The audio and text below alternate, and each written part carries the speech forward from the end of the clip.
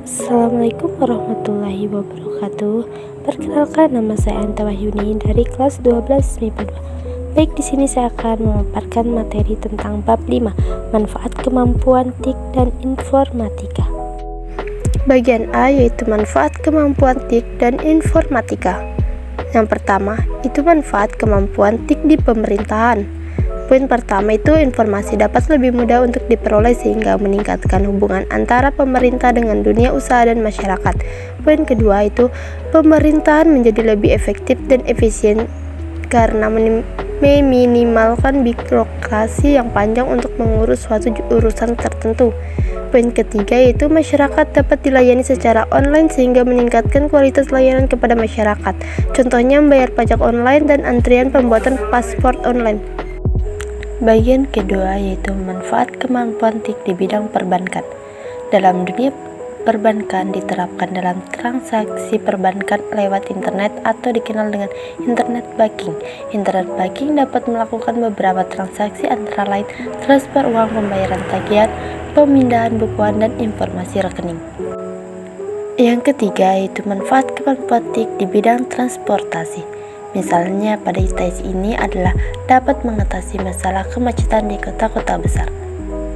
Yang keempat yaitu manfaat kemampuan TIK di bidang pendidikan.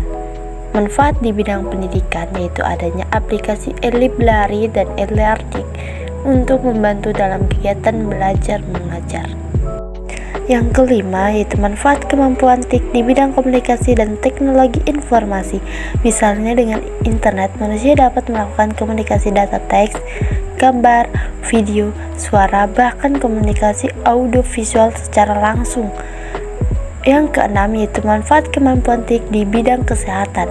Misalnya pada peranan komputer yang dapat membantu dokter, perawat, dan tenaga kesehatan lainnya saling bertukar informasi secara elektronik, mengambil data rekam medis pasien kapanpun dan dimanapun ketika diperlukan, dan melakukan kolaborasi dengan memberi layanan jasa kesehatan lainnya secara real time melalui internet. Yang ketujuh yaitu manfaat kemampuan TIK di bidang pertanian. Misalnya TIK dapat mempermudah petani dalam mendapatkan informasi pasar, input produksi, dan konsumen sehingga berdampak pada peningkatan kualitas dan kuantitas produk pertanian mereka. Yang kedelapan yaitu manfaat kemampuan TIK di bidang perdagangan. Dengan memanfaatkan perkembangan TIK, perdagangan online telah masuk ke pelosok negeri. Misalnya online shop yang hampir semua kebutuhan dapat dilayani di online shop. Yang kesembilan yaitu manfaat kemampuan TIK di bidang industri dan manufaktur. Misalnya komputer yang digunakan pada proses perencanaan sebuah produk baru, proses produksi maupun uji coba hasil produksi. Yang ke-10 yaitu manfaat kemampuan TIK di bidang teknik dan teknologi. Sejak awal bidang ini paling banyak memanfaatkan sistem komputer. Hal ini dikarenakan pekerjaan dan perhitungan yang rumit dilakukan dalam waktu yang cepat dan akurat. Bagian B yaitu peluang SDM TIK dan informatika.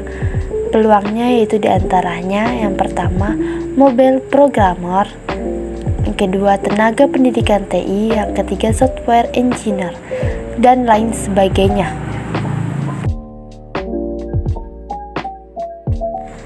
Baiklah, sekian materi yang dapat saya paparkan. Kurang dan lebihnya mohon dimaafkan. Saya akhiri dengan ucapan wassalamualaikum warahmatullahi wabarakatuh.